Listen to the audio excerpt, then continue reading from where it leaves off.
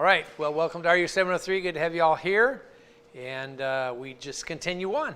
And we're just here to help each other to find, maintain, grow, walk with the Lord. And I'm just really excited about the things the Lord is doing in my life, and I see it in other people's lives. I see it in the school. I see it in the church. And of course, it's never according to our plan, or hardly ever, but it's always according to His plan. And we have a tendency to get impatient or whatever a lot of times, and why aren't you doing this? And He says, I am. Just calm down. Just wait. Like bringing you here. My plan would have been here 2 years ago, but here it is, and this is right, and it's perfect, and it's good. And I like the way God does it, because you wouldn't have been ready then, but you are now. Just stuff like that. And I see it like with the building project. Why didn't we get started last year? Because it wasn't ready, but it is now. And so it's gonna go at his speed and His way, and we just have to just get on there with it and let Him do what He's doing. Now, it doesn't mean we always like it, but we always have to agree with it. Something I've been reading a book about leadership, and it says,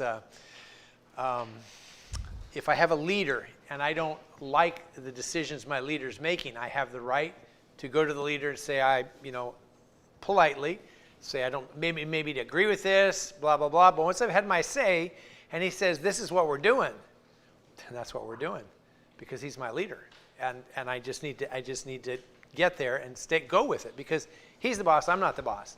And that's the way it is with God. We've got to be willing to say, okay, you know what? I don't think God gets upset when we have those discussions like, God, what are you doing? Because I do that. Anybody of you guys ever do that? Say, God, don't you know what's going on? And He's like, yeah. Do you? But I don't think that bothers Him in the sense that He gets angry. He lets us have our say. But as long as we say at the end, okay, I don't get it, but I know you have it, so let's go. And so that's one of the things we need to do in life. Just because, it just sounds dumb, and I don't even like lemonade, but if it gives you lemons, make lemonade. Just put a lot of sugar in it. But use with what He gives us, okay? Wherever you're at, it's wherever you're at. Let's go from here. And that's what one of the things that RU is for. It's not about, we can't change the past. It's there. I don't know really what's going to happen in the future, but I can do something tomorrow. I can do something today. And let's do the right thing. Let's do the right thing now. And let God worry about the future. Can't change the past, so let's just do the right thing now. One of the ways we do that is, of course, our 10 principles. Just make right decisions. I'm telling you, it's so much better to make right decisions. And it takes a lot of responsibility off of you. It takes a lot of responsibility off of me. If I look at the Bible and say, that's what the Bible says to do, instead of me getting all balled up about stuff, I just say, okay, that's what it says to do, I'll do it. Responsibility is off my back, it's on God's back, because He told me to do it. And so I'm just going to do it, trust Him, and things will work out because He promises they will. So the 10 principles will help us if we will just allow them to. We need to allow them to have room in our life, to be in our heart.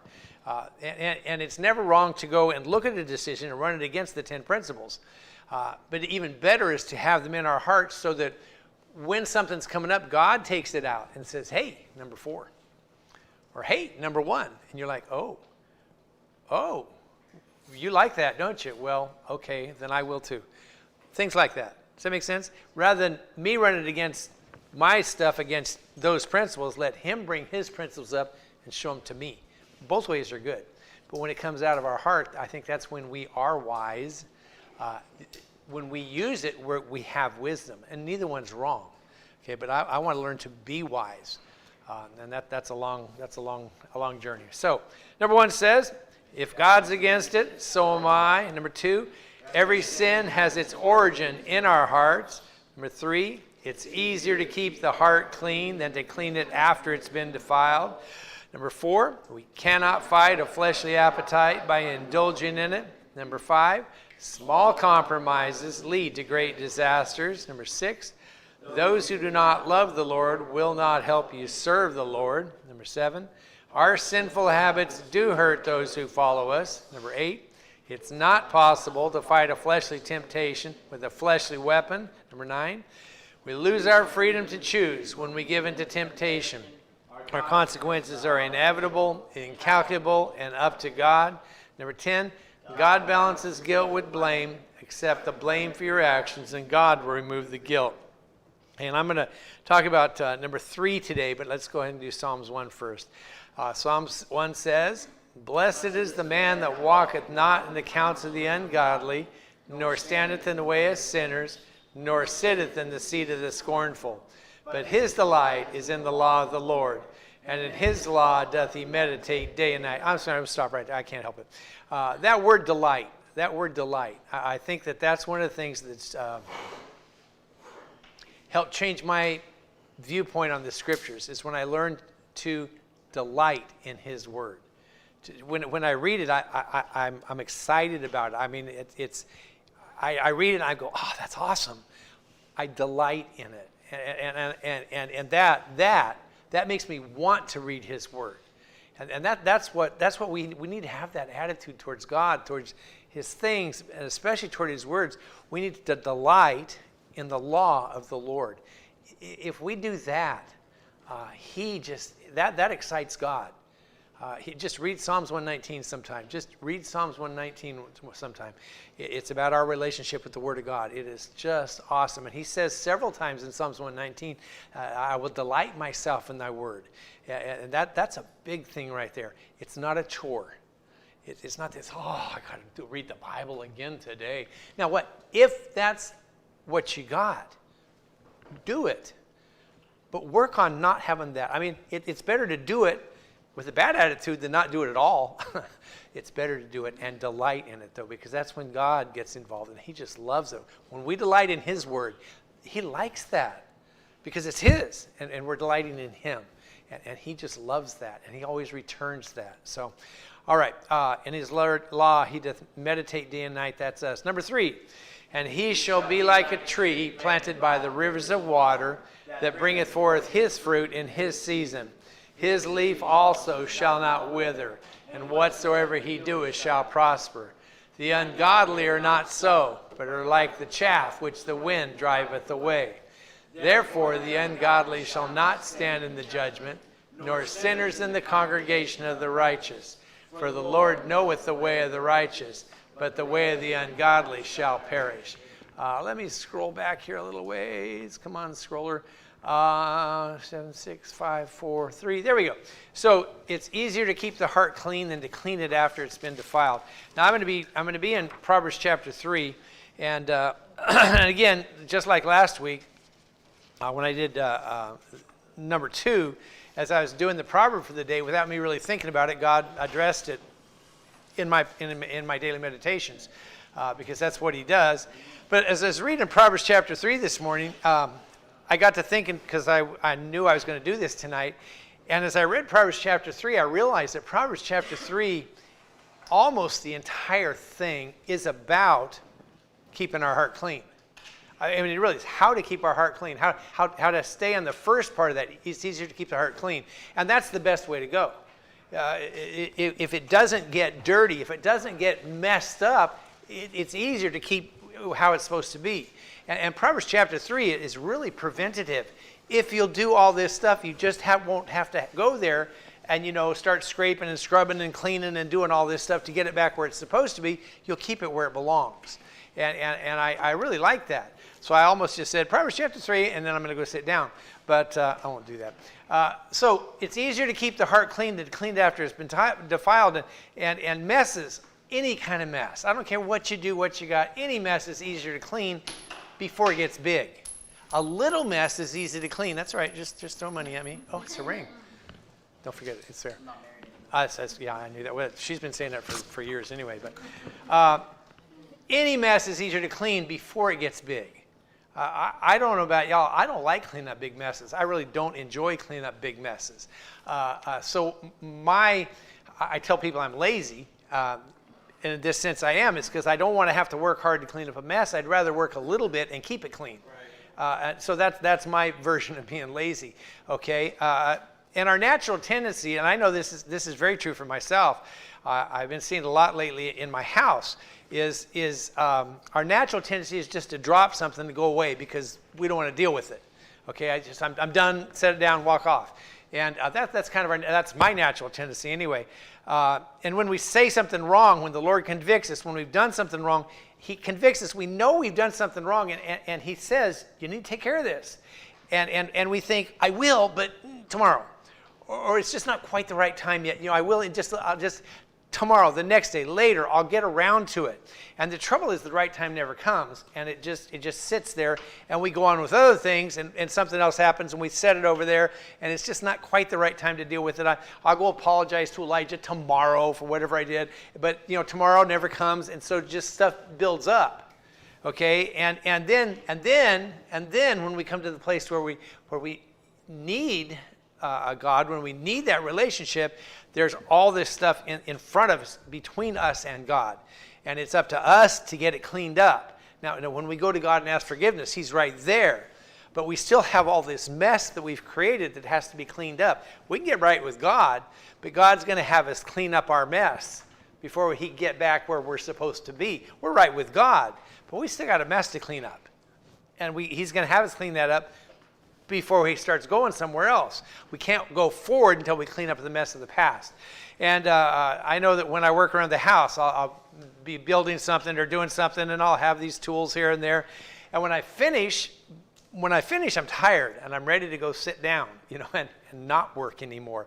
And so I'll just, I got to clean up all this stuff. And I'll bring it in, and lately, it's been a little bit worse than normal. I'll just bring stuff in and put it on my table in the shop and just kind of stack it all up.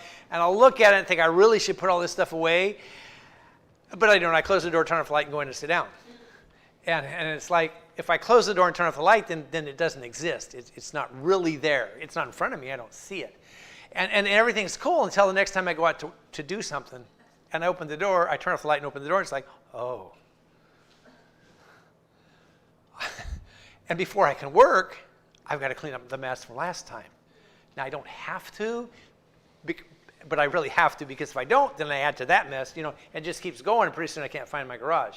And so I'll clean up, because I don't like to start a job without a clean workspace. It's just me.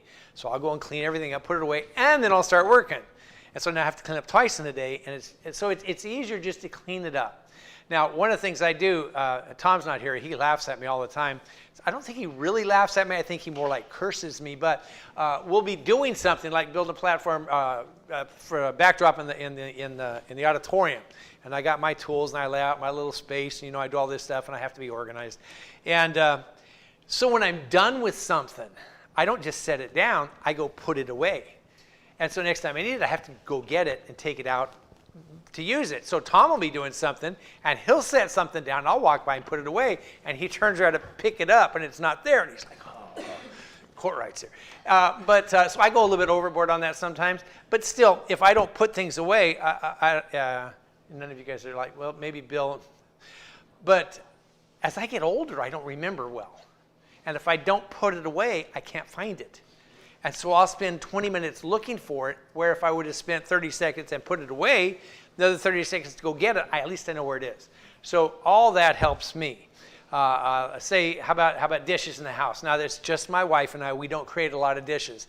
And I'm a believer in paper plates, because you don't have to wash them. You throw them away. Doesn't work as well with china, because she likes her china. I don't know why. So I go in there in the morning, I'll make myself some breakfast, and before I even eat breakfast, I wash the pot, or the pan. I wash my stuff, and as soon as I'm done, I wash my plate, and I put it in the dryer, and I'm done. I don't necessarily dry it, but it's, I come and I put it away after it's dry, but I wash stuff as we go, and she'll come in and cook dinner, and before I eat dinner, I just go in there, I wash the pots, the pans, the plates, stuff, I put it all away, put it in the little dryer thing there, not that. And that's fine. I don't mind, but I don't want to look at it, because the alternative to that is at the end of the week, when there's no place to set another dirty plate, and we don't have any more clean plates or pots or pans, then I got this huge job to do, and the stuff has been sitting there, and it's all caked and crusted over, and now it's really, really not fun to do, and it's a lot of work. Okay, and so it's easier to keep stuff clean rather than to let it get defiled, let it go on. So in our relationship with God, when we mess up, it's a whole lot easier. It's hard for us because of our pride. We don't want to. But we need to come to the place where as soon as I'm at that place now, okay? So I'll sin, I do something, and as soon as, and it's the funniest thing because I even think about while I'm doing it sometimes, and I'll say, this is wrong, but I'm just going to do it because I'm started. I might as well finish it. I got to confess it anyway, so I might as well get my little bit of pleasure. That's a really bad logic chain right there if you don't understand that. But I'm done, and I'm like, and I just say, God, I don't know what I did that. And I just confess it, get it over with right now. And that helps me not to do it more in the future. Rather than, oh, man, and I go in, do the next thing, do the next thing. And when I do that, I build up a lot of stuff between me and God. And I got a lot of mess to clean up. I confess it, I get it over with, but then I have to clean up the results, the consequences of my sin also. So it's so much easier we are going to sin. Because we're sinners. That's what we do. It doesn't make it okay. It doesn't make it right. But we need to get into the habit. Just as soon as we do something, it never makes it right. But just confess it and get it over with because you know it's wrong. I know it's wrong. God certainly knows. It's not like, you did what? You did what? I didn't know you did that. God doesn't do that. He knows. So we just need to take care of it. So in Proverbs chapter 3, I was reading this and I thinking, wow, this is just how to stay clean. This is awesome. And then I saw a verse that I don't think, watch this. I'm almost positive this is not the doctrine that it's teaching. Is that how I say that? It's talking about something else. But the application works really well. And we can do that. I'm not changing the Bible, its meaning, but the application for this is really good.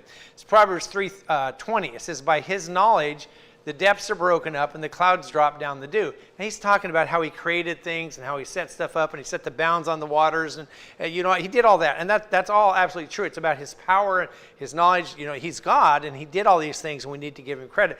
But by his knowledge, the depths are broken up and the clouds drop down the dew.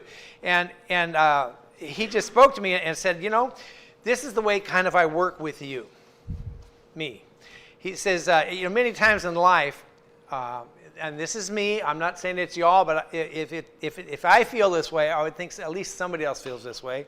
But many times I'm going along in life and I know something's wrong, but I'm not quite sure what it is. And I can tell that my relationships with God, with my wife, with people are not as they should be, but really I don't know why.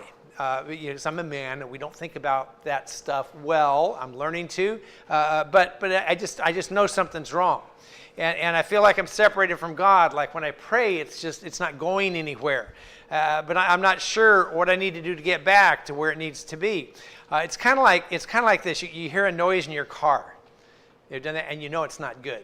Okay, it's not good.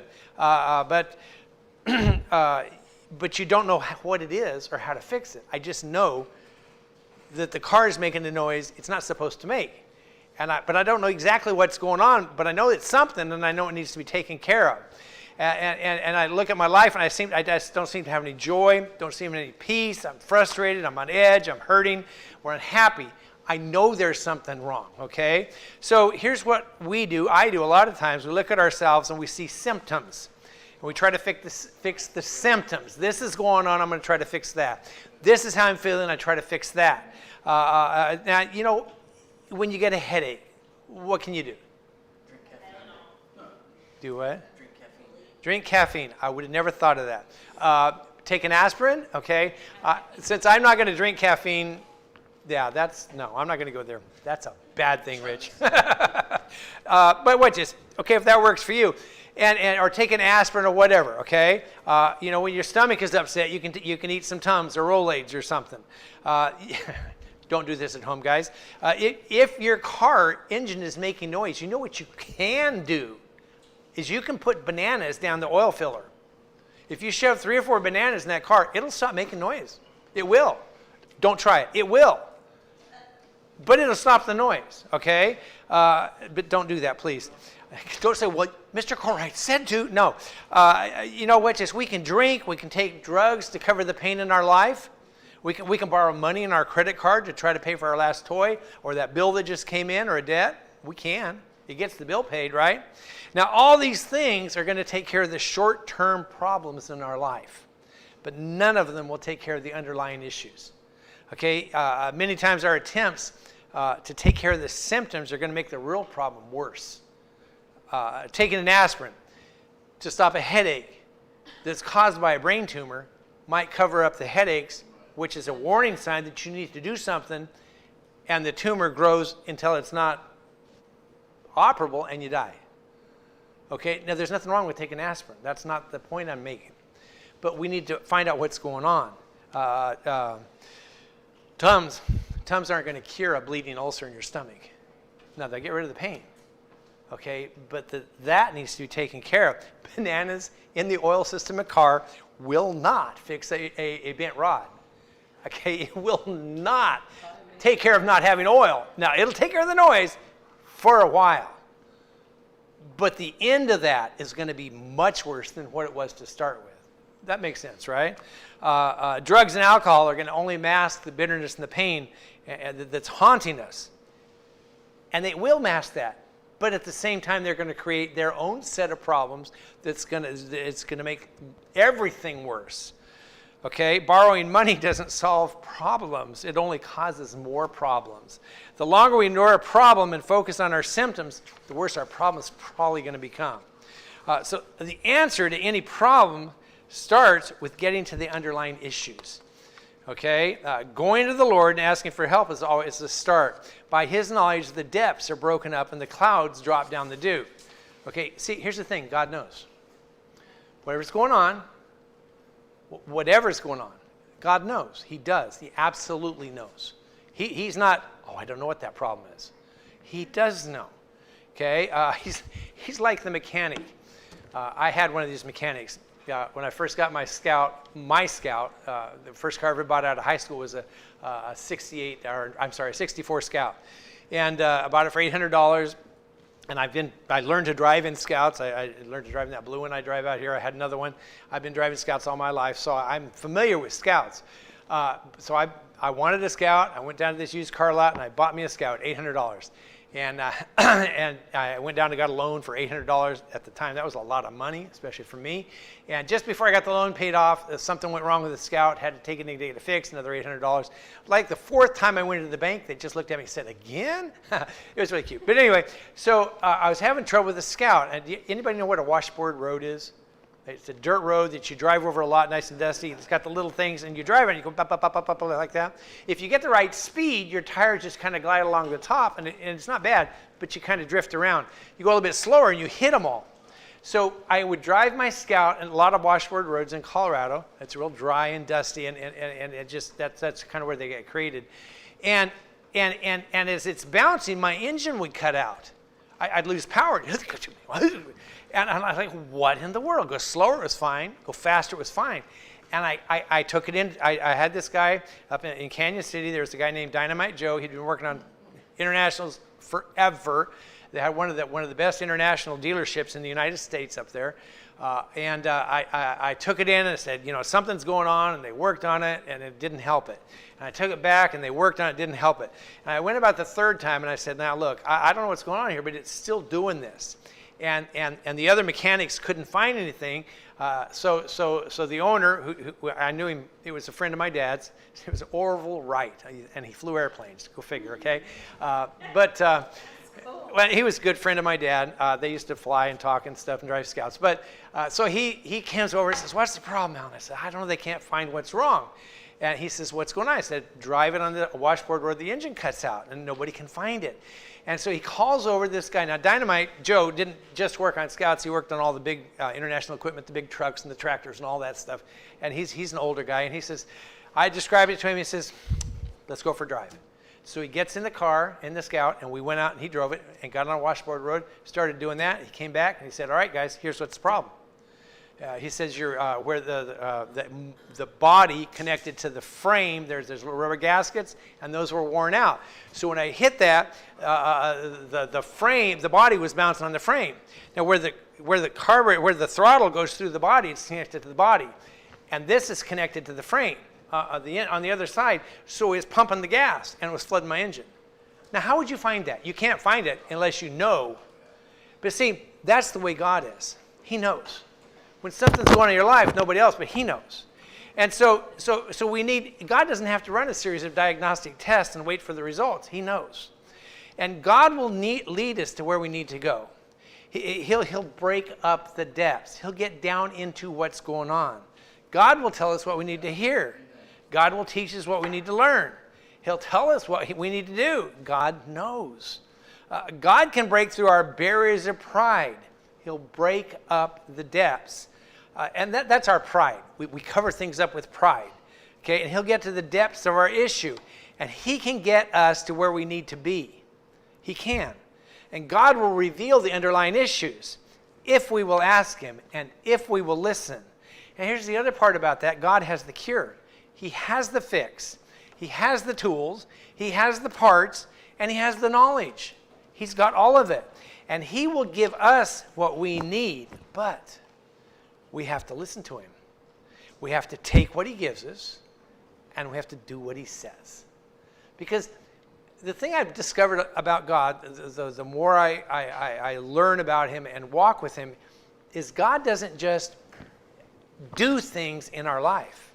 He equips us. And we got to do the work.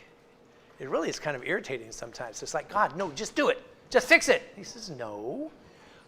Here's what needs to be done. Here's how to do it. Here's the tools. Here's the stuff. Here's the book. I'll guide you through it, but your hands have to fix it. And that's that way with our life too. We have to take what he gives us. We have to do what he says. God will break through the surface to the depths of the issues. He'll cause the clouds of doubt and pain that we have to rain down healing waters and bring refreshing dew. If we'll stop our efforts, we got to quit trying. Let him. We got to seek his face. We need to ask for his help, his knowledge. We have to listen to him. We have to receive what he says. And we have to do what he says. Because God knows. He just does. If it doesn't work, what's the problem? If it doesn't work, what's the problem? It's me. I didn't. He hasn't. If it doesn't work, are you? This program will take care of any issue, every issue. Absolutely, 100% guaranteed. If you will do what it says, and it is this. This is the program. It's guaranteed to work. And if and when it doesn't, it's because we didn't do. So, God knows. He's pretty cool. He's awesome like that. All right.